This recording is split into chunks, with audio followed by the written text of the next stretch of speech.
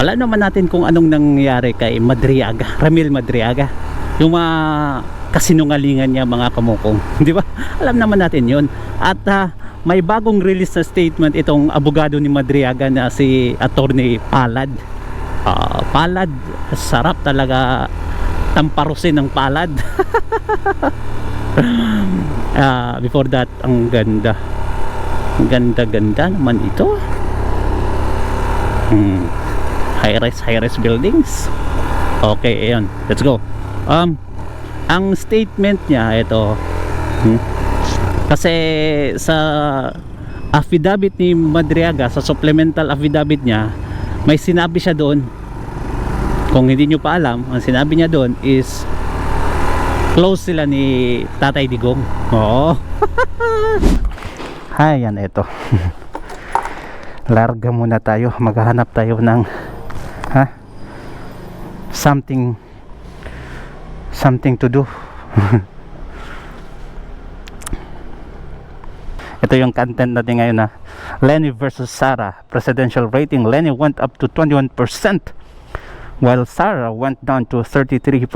Partida hindi pa nag-announce si Leni niya posted by Shokla Jesus Falsis. Ako, embarrassing. Jesus pa talaga yung pangalan niya. Ay nako naman. At eto, relasyon ni Ramil Madriaga at dating Pangulong Duterte secret lang daw, kaya't wala silang larawan. Dalawa ayon kay Attorney Palad. Ay nako. 28 kilometers pa yung lalakbayin natin at gabi. Let's pray muna. Our most gracious Lord and Heavenly Father, Amen. Alright.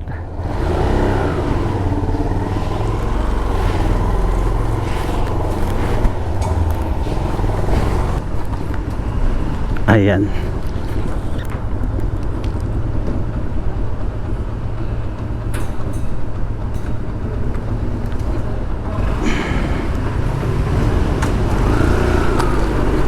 Maganda talaga dito paggabi. Sobrang ganda.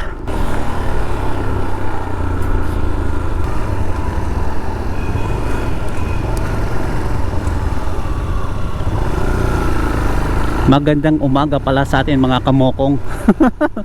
Hindi ba kunwari pala yung pangalan natin? Hindi ka Paul Ride.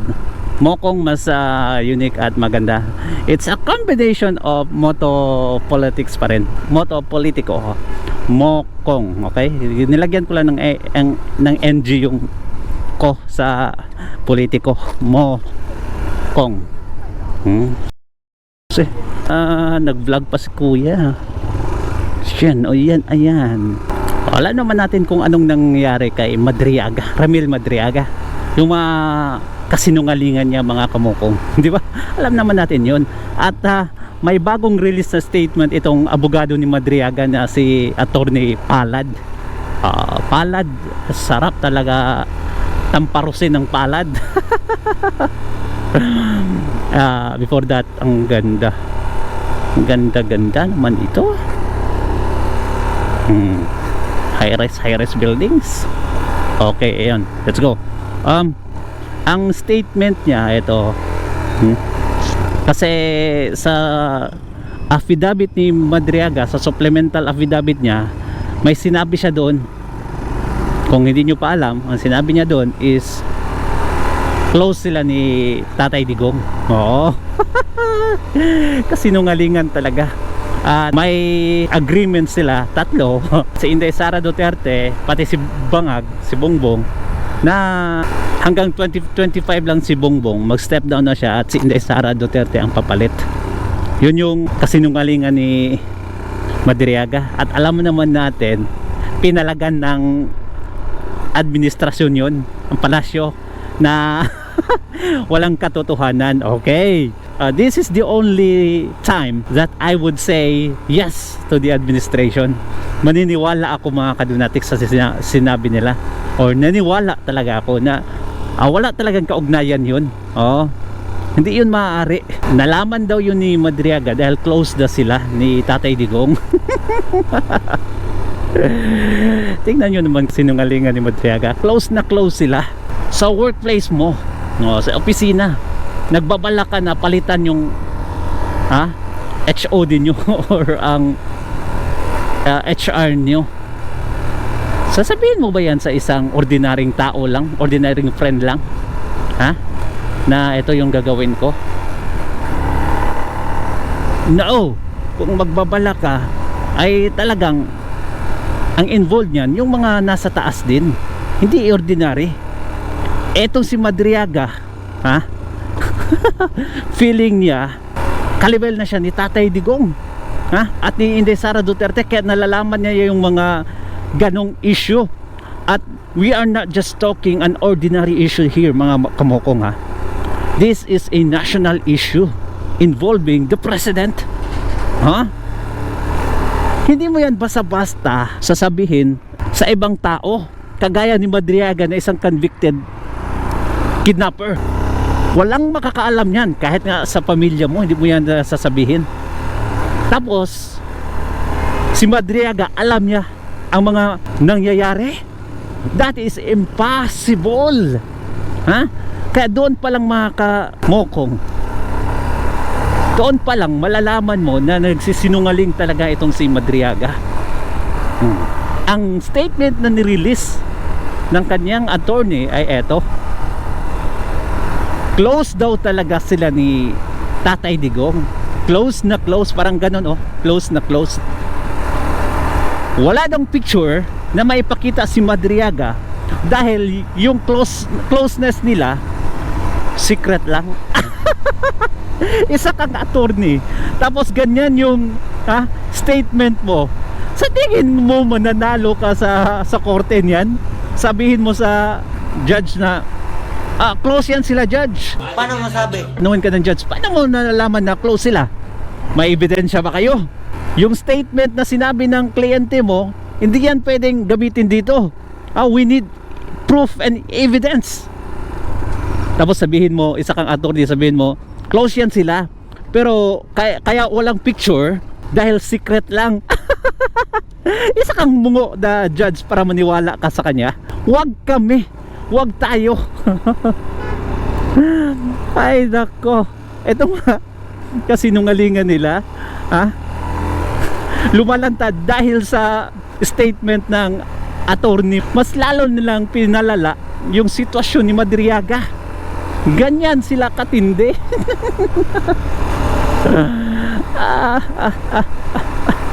Okay lang ba yun yung statement na yan? Yan, kita mo sa screen na close sila ni Madriaga. Wala nga lang picture dahil secret lang. Ano yan, mistress? Ay nako, tayo pa ang ginagago ng mga sinungaling na to. Ay nako naman. Okay.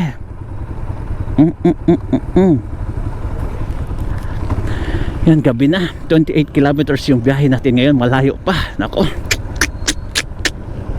sana by the grace of God hindi tayo masiraan, mga kamokong. Right, let's go. You know, dito sa Vietnam, you must be very careful. Why? Minsan araw-araw may nakikita akong lumalabag sa traffic light. Like everyday talaga yan, may lumalabag sa traffic light. Not just one person, but a lot. Kaya huwag kang basta-basta dito pag may makita kang red light. Nako, don't take any chances. Prevention is better than cure. Ay, kung maaring hinto mo talaga kahit naka-green, hinto ka.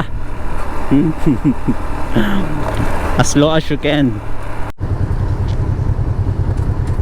Ayan, may mga eto. Okay, at least wala tayong na-witness ngayon, kasi ang dami daming akala ko ayun na. Let's go. Okay. Ayan. Ay nako.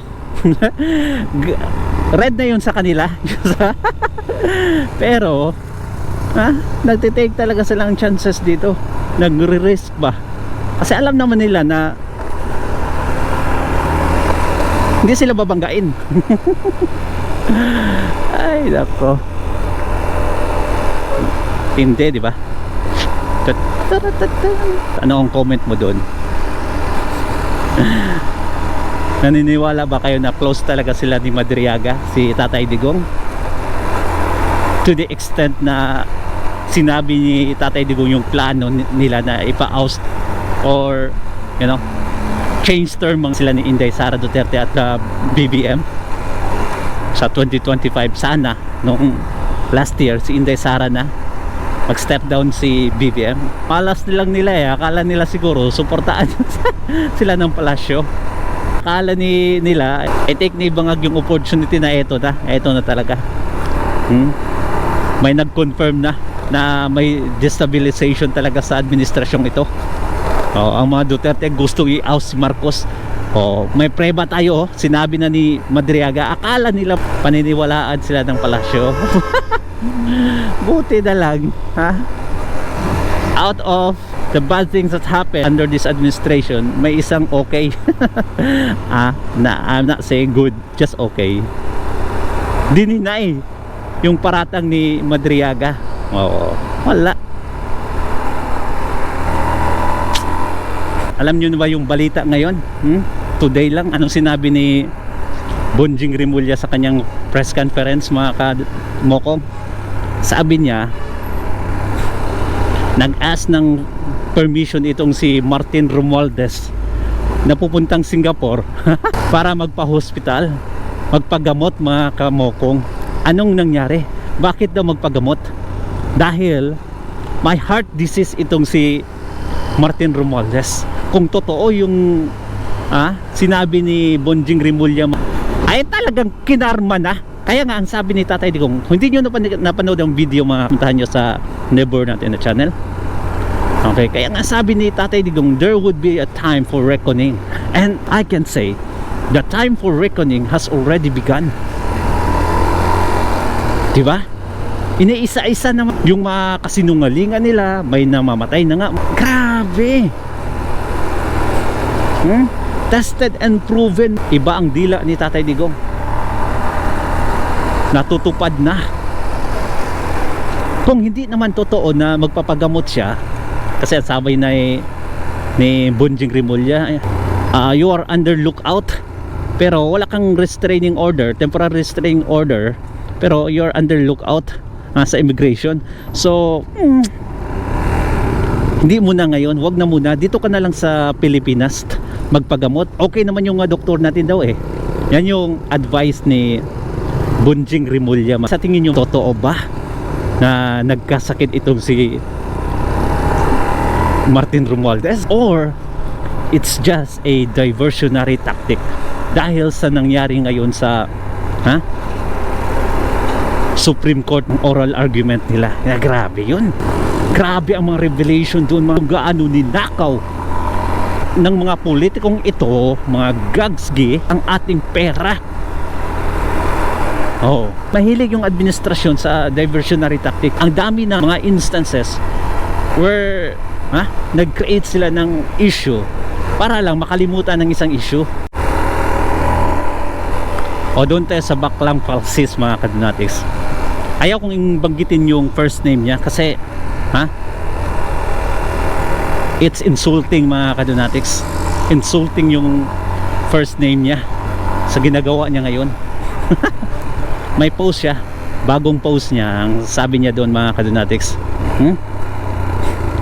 ewan ko kung anong research yun, ay Okta Research ang survey ng palasyo, mga kadonatics. Pag silang mag-survey, palaging down yung mga Duterte, tapos palagi silang mataas. Okta Research, ito ay ni-repost ni Falsist, yung Baklang Falsist. At ang sabi niya, sa post, 21% tumaas daw si Leni Robredo, at down naman si Inday Sara Duterte ng 33%. Ayan, malapit na daw. Mukhang mapapantayan na si Inday Sara Duterte. At may sinabi pa siya doon sa baba, dito sa statement niya, kung basahin nyo, Partida pa daw yan mga kamokong. Hindi pa nag-announce si Leni Robredo. Eh paano yan? Ay, may bagong interview ngayon si Robredo at sinabi niya talaga mga kamokong hindi siya magna-national ngayon kasi may mga hindi pa siya natapos sa kanyang mga proyekto as a mayor. Gusto niyang ma-elect for another term. Ano yan? Parang nakalock in na si Robredo na ayaw talagang tumakbo. But aside from that, yung 21% na yan mga kamokong, that is a false survey. Ang totoong pulso ng bayan ay yung mga vlogger na nagsasurvey talaga sa kalye. Panoorin nyo yung kalye survey. Out of 150 correspondents, ilan ang nakuha ni Inday Sara Duterte? What the heck? Ano yun? What the heck? Kinabahan ako doon Okay. Ilan na nakuha ni Inday Sara Duterte? 132. At nasa 20 plus lang si Robredo. Yun yung totoong survey. Live yun. Walang edit mga kamokong. Hindi scripted ang lahat. Yun yung dapat basya nila. Kasi yung survey ng Okta na yan, hindi naman natin alam kung paano nila kinuha. Baka doon yan sa Naga City nag-conduct ng survey. At kung kay BBM naman, baka sa Baluarte niya. Di ba? Ang totoong survey, yung mga kalye survey talaga. At I believe that mga kamokong. Tuwang-tuwa sila kasi 21% daw nakuha ni Robredo sa Okta Research. Paano pa kailan pa naging positive si Inday Sara dyan? Ay nako, yan yung survey na napaka-bias talaga. Sobrang bias ang survey na yan. Okay. Alright, mga 10 kilometers na lang. Nako, layo pa. I'm not sure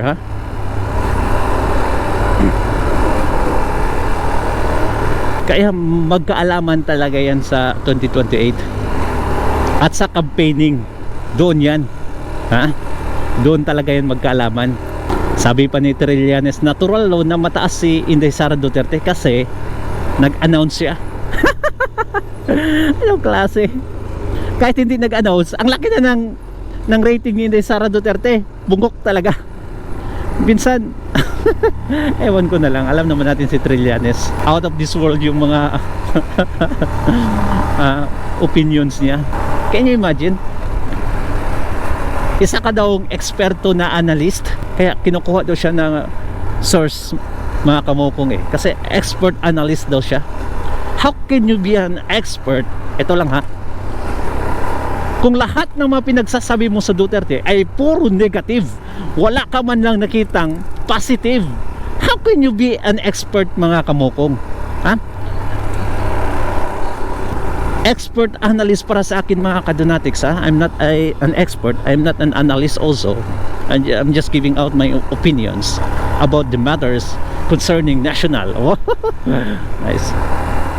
Para sa akin lang, kung may kanais-nais na nagawa itong grupo na to, talking about Duterte, ay kailangan mong banggitin yan sa mga interviews mo. Pero wala talaga Parang si Claire Castro ang datingan ni Trililing. Dapat yan sila baka si Trililing yung mistress ni Claire Castro. Ay nako, walang magandang masabi, like really sobrang biased. You're nothing but a second hand trying hard copycat. Uy, uy, anong klase yung sinipa mo? Ay nako, Lasing ata to eh. Sinipa niya. Api niyang matarog niya eh. Nakuha to nga mama. Ay nako. Kung napansin nyo, it's already arang 8 PM na, pero may mga estudyante pa rin sa labas, no? Tingnan nyo naman yan. Kasi dito sa Vietnam mga kamokong, kakaiba yung parang Chinese yung education nila dito. Pagkatapos sa hapon, uwi sila ng 4:30. May klase pa yan sila at night. Yan ay mga na lang yan, special classes, tutorials. Kaya dito sa Vietnam, ang daming centers, English centers, like sobrang dami. Kung bilangin siguro yung lahat ng centers dito compare sa schools, nako, hindi man lang aabot ng 1/4 yung numbers ng school dito. Ganyan kadami yung centers nila. Kaya yung mga Filipino teachers dito, halos karamihan sa kanila nasa centers nagtuturo. At alam nyo ba, centers lang yan ha, English centers, maliit lang na building, okay, hindi kalakihan.